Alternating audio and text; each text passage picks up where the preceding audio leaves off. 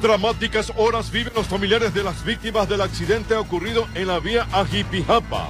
Tenemos el testimonio de una familia que llora a la abuela fallecida y al nieto que, aunque sobrevivió, perdió los brazos. Nuevo atentado en Mataje, Esmeraldas. Esta tarde se registró una nueva explosión tras el paso de una caravana militar. El secretario de la Política, Miguel Carvajal, reconoció que el IES está en quiebra.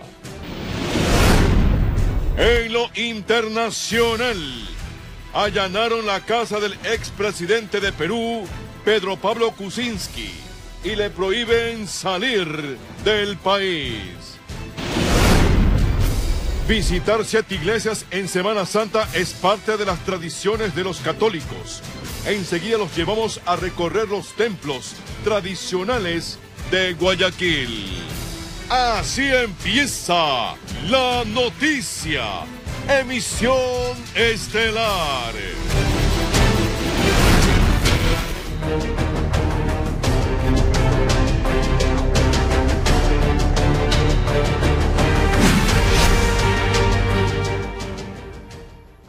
Queridos televidentes de todo el país, buenas noches y bienvenidos. Iniciamos de inmediato con información. Continúa el drama de los familiares de las víctimas del accidente de tránsito registrado en la vía Jipijapa-Paján. En el siguiente reportaje les contaremos el testimonio de una familia que perdió a uno de sus seres queridos y otro que logró sobrevivir, pero lamentablemente perdió sus brazos. En la unidad de cuidados intensivos del Hospital Teodoro Maldonado Carbo permanece el joven de 35 años de edad que perdió sus extremidades superiores tras el accidente de tránsito registrado en el kilómetro 22 de la vía Jipijapa-Paján. El paciente sufrió la amputación traumática de su extremidad superior derecha en el momento del accidente. En el hospital se realizó la amputación de la otra extremidad superior izquierda porque tenía mucho compromiso vascular, exposición ósea, parte muscular destruida, lesionada, que le fue imposible al médico salvar esa extremidad. Tiene un trauma de cráneo, tiene trauma en sus extremidades inferiores, pero realmente están controladas. Al momento se encuentra estable y ya pudo conversar con su esposa sobre lo que recuerda del accidente. Y él me comentaba que iba conversando con una persona mayor y esta persona mayor se quedó dormido, se durmió. Luego viene otra escena que dice que él se arrastraba y que él se dio cuenta que no tenía el brazo y gritaba, auxilio, auxilio, auxilio, auxilio. Y mi brazo no podía moverlo, pero yo me lo alzaba, yo me arrastraba porque yo decía, yo no me quiero morir aquí, yo no voy a morirme aquí. Él iba junto a su abuela en el bus de la cooperativa Rutas Portovejenses, que perdió pista y se volcó en la zona conocida como Curva de la Muerte. La señora Enriqueta Rodríguez, de 81 años de edad, no sobrevivió. Salían de paseo, él la había invitado a pasear a Paján y sucedió pues el accidente. Él siempre me pregunta, ya lo he visto unas 2 veces, me pregunta de que la abuelita, pero no le puedo dar esa información por lo delicado que está él, pues, ¿no? O sea, imagínense cómo está la familia. La mamá de mi suegra muerta, mi esposo aquí y así. En medio del dolor que embarga a sus familiares, piden justicia. Debería la cooperativa ver a quién contrata. Todavía Manta, que es una vía de puras curvas. Curvas y curvas. O sea, él tiene que pagar, él tiene que hacerse responsable por todo lo que ha causado, porque él es consciente, se supone que si va a manejar, es más de 1 año de preparación para tener una licencia profesional. O sea, no es posible que tantas vidas se hayan perdido. Informó Roselena Vázquez. Representantes de la Federación Nacional de Cooperativas de Transporte de Pasajeros del Ecuador se manifestaron tras el último accidente suscitado en la vía Jipijapa-Paján en Manabí. Aseguran plantear soluciones para evitar nuevos accidentes en el país. Fue en la provincia de Manabí que el presidente de la FENACOTIP, Federación Nacional de Cooperativas de Tránsito de Pasajeros del Ecuador, daba detalles de los últimos acontecimientos suscitados en las vías, sobre todo el más reciente que dejó más de una docena de fallecidos, cuando un bus de transportación pública se impactó con otros vehículos en la vía Jipijapa-Cascol, Queremos solidarizarnos con todas las familias, con todas las personas que han padecido de una u otra forma las consecuencias de este lamentable accidente. De ahí que plantean una solución ante estos últimos acontecimientos. Nuestro compromiso primeramente en duplicar las capacitaciones a nuestros conductores profesionales y exigir que en mesa se traten todos los compromisos adquiridos del Plan Nacional de Seguridad Vial. Y que esperan tener resultados con las medidas que puedan aplicarse para que descienda el índice de accidentes de tránsito en las rutas interprovinciales. Dentro de las capacitaciones nosotros somos los que las exigimos periódicamente. Es la autoridad la que tiene que corresponder a tal pedido, a tal exigencia por la ciudadanía y por la seguridad. Nos sometemos a las evaluaciones y si hay un conductor que lamentablemente no pase la prueba, nosotros no otorgamos licencia, la otorga la Agencia Nacional tendrá que tomar sus decisiones respecto al tema. Informó Julio César Saona. Durante su informe semanal, el primer mandatario Lenín Moreno se refirió a los accidentes de tránsito ocurridos en los últimos días en las vías del país. El jefe de Estado habló además del proceso de desaparición de la Secretaría Nacional de Inteligencia.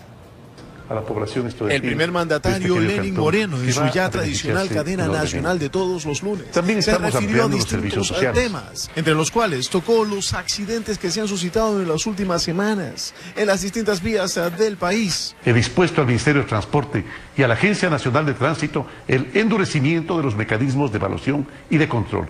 Igualmente, ordené poner en marcha un plan de acción ciudadana que se sume al Pacto por la Seguridad Vial.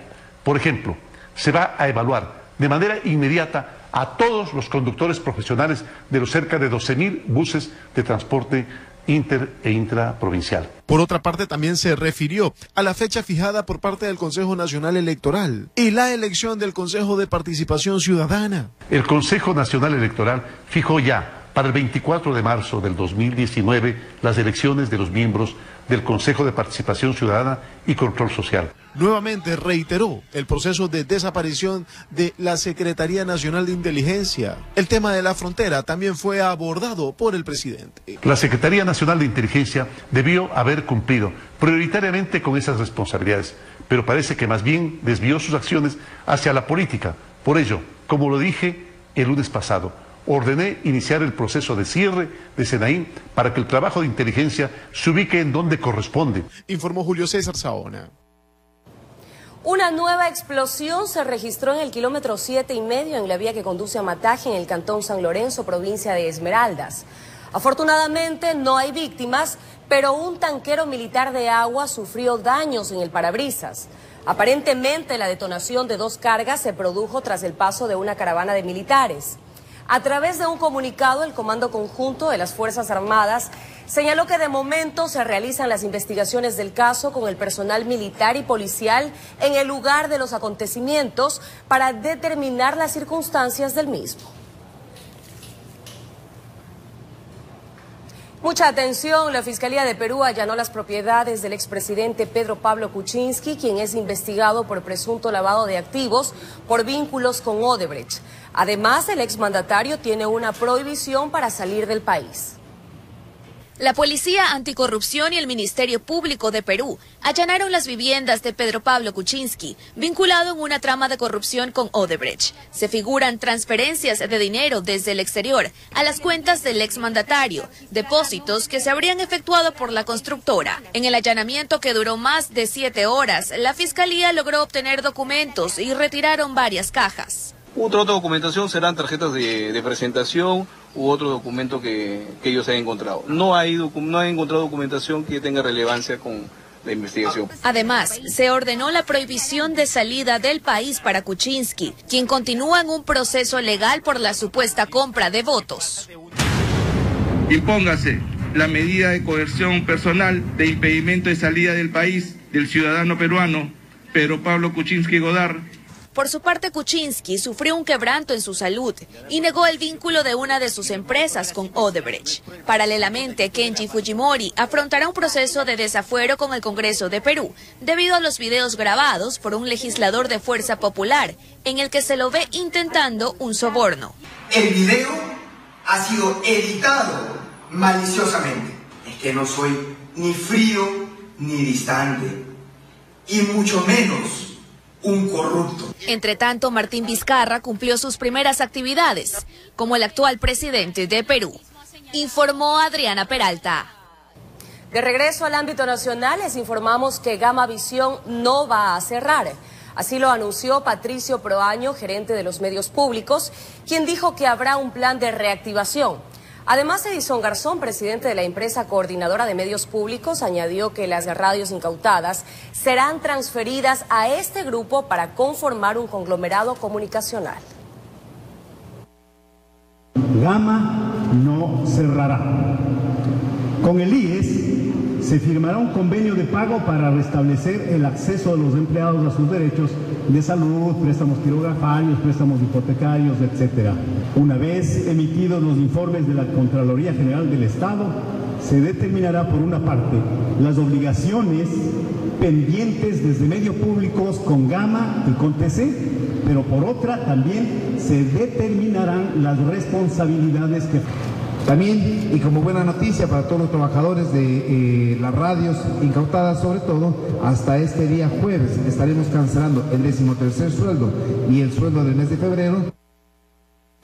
La Comisión de Fiscalización de la Asamblea Nacional aprobó por unanimidad el paso al trámite de juicio político en contra del fiscal general Carlos Vaca Mancheno.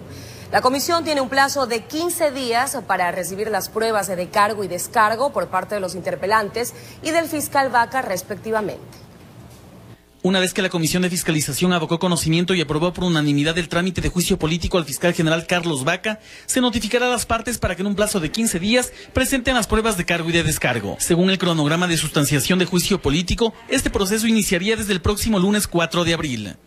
El fiscal deberá de responder al país al respecto de en qué situación llegó el audio donde que existía la conversación entre el presidente de la Asamblea Nacional y el ex presidente de la Asamblea Nacional y el ex Contralor General del Estado. La presidenta encargada de la Comisión de Fiscalización, Carla Chávez, señaló que una vez que se aprobó el juicio político, la notificación se la realizará de forma inmediata a las partes. He leído ya la solicitud presentada por los asambleístas proponentes del juicio y nosotros lo que tenemos que hacer es que se garantice, como comisión, que se garantice el debido proceso y que permitamos que se ejerza el legítimo derecho a la defensa. El informe en donde se recomienda o no el paso a juicio político en contra del fiscal general Carlos Vaca, según se confirmó, estaría listo el lunes 16 de abril de este año. Ese mismo día sería remitido a la presidenta de la Asamblea Nacional. Yo personalmente voy a pedir la presencia de la fiscal subrogante, quien es la que le investigaba al fiscal, que venga como prueba de oficio acá,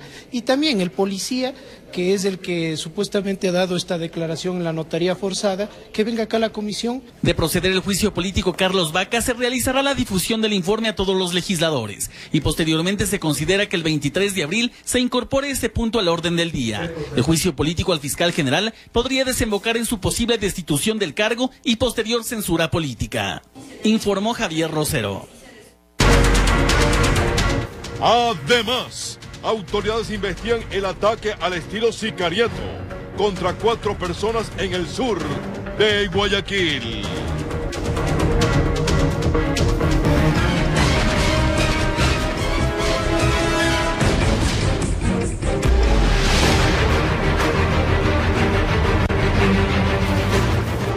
Le llaman la curva de la muerte. En este lugar ocurrió la última gran tragedia que ha conmocionado al país. Los detalles los tendremos en nuestro informe especial.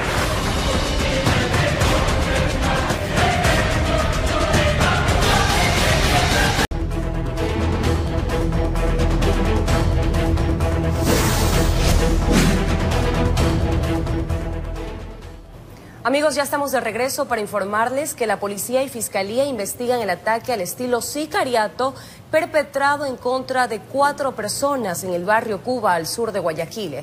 La familia y amigos de las víctimas piden justicia. Listones negros fueron colocados afuera de una iglesia y de un inmueble como una forma de evidenciar el dolor de los moradores del barrio Cuba, luego de que 4 vecinos fueran asesinados. Estamos jugando aquí, aquí nos quedamos todos los fines de semana, no vamos a ningún lado, aquí en el barrio mismo, celebrando así cuando terminamos de jugar y refrescando, y han venido manes a otro lado, no sé cuál es qué ha pasado, no se sabe, pero ha habido personas que tengan problemas, no se sabe nada, pero sí me entienden. Bueno, es que son personas que uno los conocen como gente sana, que no tienen nada que ver, son gente de aquí del barrio, pues sí me entienden. A la chica que acaba de morir es una persona inocente que en toda su plenitud de su juventud muere. Entonces todos estamos consternados por ella más que nada, porque ella es una víctima donde estuvo en un lugar donde no debía. Era una chica bien alegre, para que animaba las fiestas. Estamos consternados por lo sucedido, que el barrio está de luto, el barrio Cuba está de luto. Según relatan algunos moradores, un grupo de vecinos compartía una reunión en el callejón 43F y avenida Domingo Comín, cuando 2 sujetos dispararon a quienes se encontraban en la celebración. 4 personas fallecieron. Después un peloteo han estado conversando. Tomadas una cervecita, pero no tenían idea de que iba a pasar eso. Varios disparos, unos 10, 15. Eso es directo al cuerpo. La policía y fiscalía investigan este caso. Lo que tenemos en este momento sí es un asesinato, ¿no? Y con eso empezamos las investigaciones. Obviamente que la modalidad de estas muertes claramente se establecen que podría presuntamente establecerse que sería un sicariato.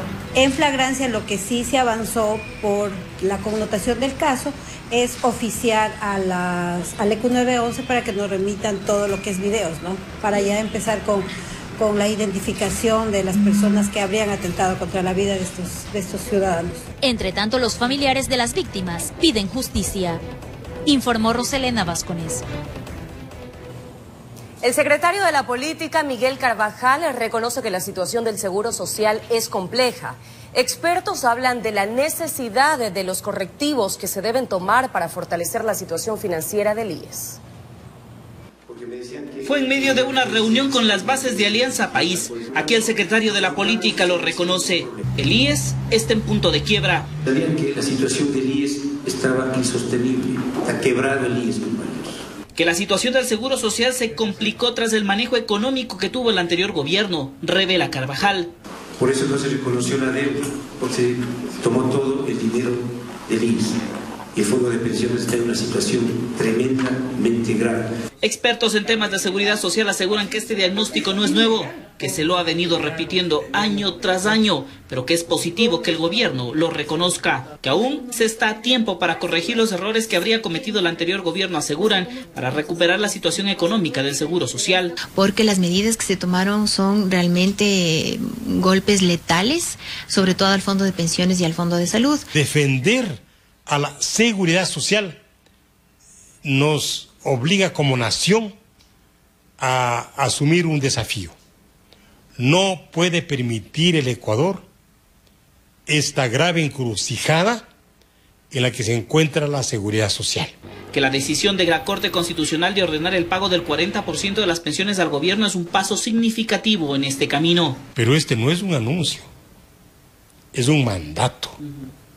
Los mandatos hay que respetarlos, los mandatos hay que cumplirlos. Es una muy buena señal de que se quieren empezar a hacer bien las cosas, porque realmente la situación es gravísima y no podemos estar nuevamente pensando en medidas demagógicas o en medidas coyunturales parche. Pero que será necesario aplicar otras medidas de manera urgente, pues la situación del IES es compleja.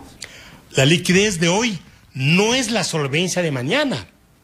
Y estando en un sistema de reparto solidario intergeneracional, tiene que haber reservas en el fondo de pensiones para las futuras generaciones. Hay que buscar financiamiento para la atención de salud de los hijos de los afiliados de 6 a 18 años que se incrementó sin financiamiento. Los analistas esperan que el actual gobierno pueda enrumbar nuevamente a la seguridad social y esta pueda ser sustentable con el tiempo. Informa Javier Gallo. La vicealcaldesa Doménica Tabaqui y la directora de la Unidad de Gestión Comunitaria del municipio, Cintia Viteri, continúan trabajando en sus precandidaturas a la alcaldía de Guayaquil. Jorge Escobar conversó con ambas funcionarias para conocer sus perfiles y propuestas. Pero aquí no da cubierta. Las dos surgieron de diversos espacios en la televisión nacional y ambas acaudalan una vasta experiencia en la función pública bajo la misma égida social cristiana. Cintia Viteri con 26 años desde 1992 en el Departamento de Comunicación del municipio. Doménica Tabaqui, 14, desde 2004. Cuando fue su primera participación como concejal. Estoy capacitada y preparada desde la alcaldía, ya lo hice desde la concejalía, luego de la vicealcaldía, me tocaría desde la alcaldía resolver, solucionar, escuchar los problemas de la gente. Guayaquil necesita no solamente que tengas el corazón en una mano, sino también la espada en otra para poderla defender. Yo entro al Seguro Social a llevar a los pacientes que no son atendidos y entro a los hospitales públicos también. Viteri ha sido además asambleísta constitucional en 1997, diputada en varios periodos que incluso en 2005 la llevó a la presidencia del Parlamento. En la última década, asambleísta por 2 ocasiones y ex candidata presidencial, sin que nada la amilane, afirma. Yo me reuní con el defensor del pueblo, llevé a las madres que consumen, cuyos hijos consumen droga, y de aquí seguiré hasta el final. Y así voy a trabajar y seguir trabajando siempre, dando lo mejor de mí y haciendo siempre más de lo que me piden. Obras, programas, servicios, en especial para la gente que más necesita y menos tiene, para la clase media. Tenemos que generar más empleo en la ciudad de Guayaquil. Desde la proclamación de sus precandidaturas, cada una tiene su agenda. Que la definición de la candidata sea a través de encuestas y de opinión ciudadana implica quizás algún tipo de malestar o de división interna? Para nada, no han habido divisiones ni las habrá dentro del movimiento político. Y estoy contenta que sean los ciudadanos quienes elijan. Aquí no estamos eligiendo un partido político. Por mi lado no. ¿Agenda previa? Por mi lado, en lo absoluto. Yo compito conmigo mismo. Y para mí los enemigos son otros. Los enemigos son lo que entristece a las personas, son el abandono. Un episodio sui generis desde 1992 a la fecha, cuando el extinto expresidente y alcalde ya había delegado al sucesor, heredero del sillón de Olmedo, informó Jorge Escobar. El servicio de rentas internas amplió a $10.000 el monto de la devolución del saldo a favor del impuesto a la renta para personas naturales. Para acceder a este servicio ahora lo puede realizar en línea y requiere contar con la clave del SRI en línea, que se obtiene por primera vez en las agencias del SRI, haber presentado su declaración de impuestos a la renta del periodo fiscal solicitado, haber presentado su anexo de gastos personales. Si aplicó este beneficio, para solicitar la devolución ingrese al SRI en línea en el portal www.sri.gov.es.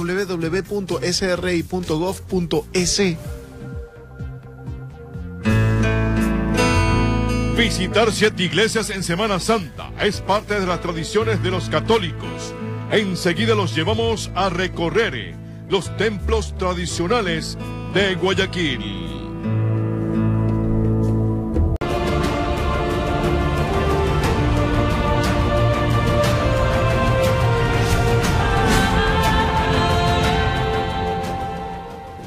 En Semana Santa, el recorrido de las 7 iglesias es una tradición entre los ecuatorianos para expresar su devoción y rememorar las horas previas de la muerte de Jesús.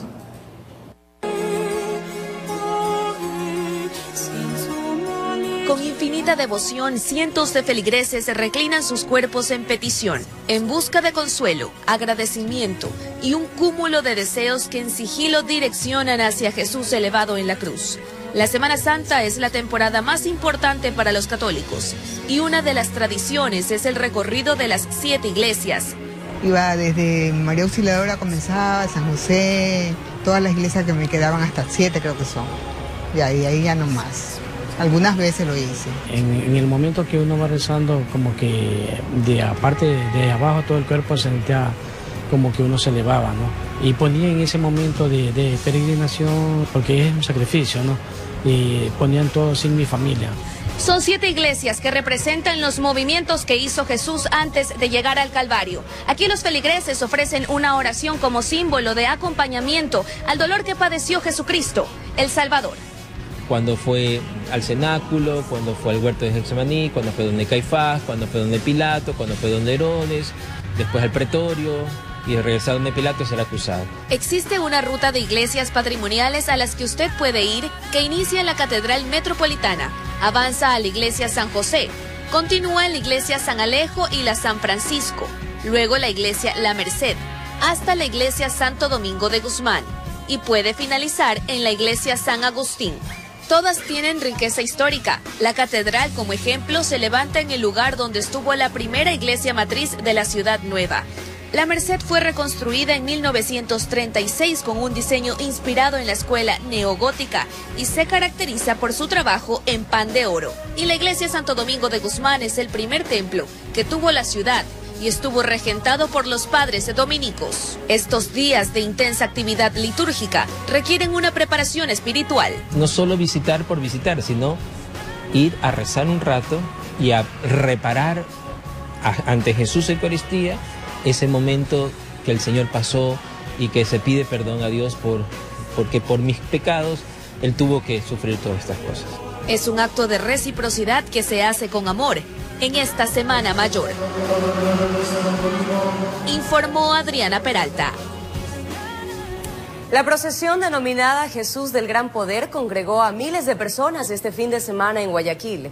La actividad religiosa se llevó a cabo a propósito del inicio de la Semana Santa.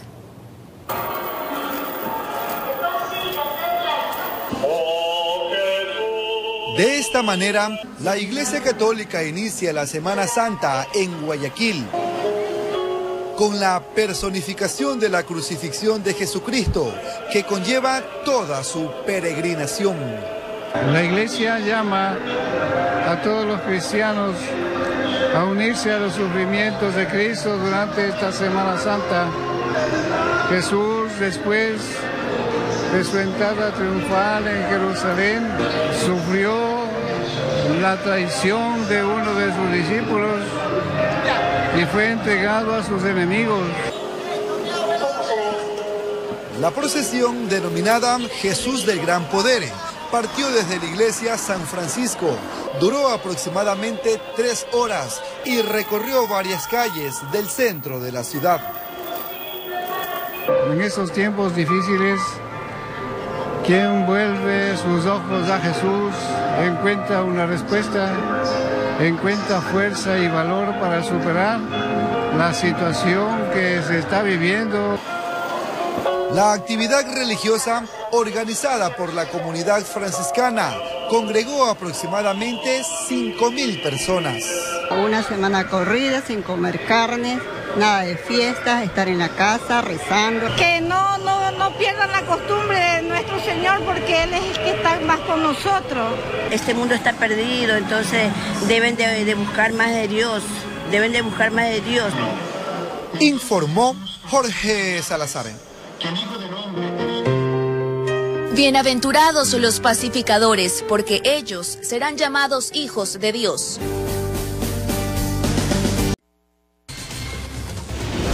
Mañana, en la noticia de las 6:30, conozca en qué consiste la nueva modalidad de estafa denominado el anillazo. Hay 2 detenidos.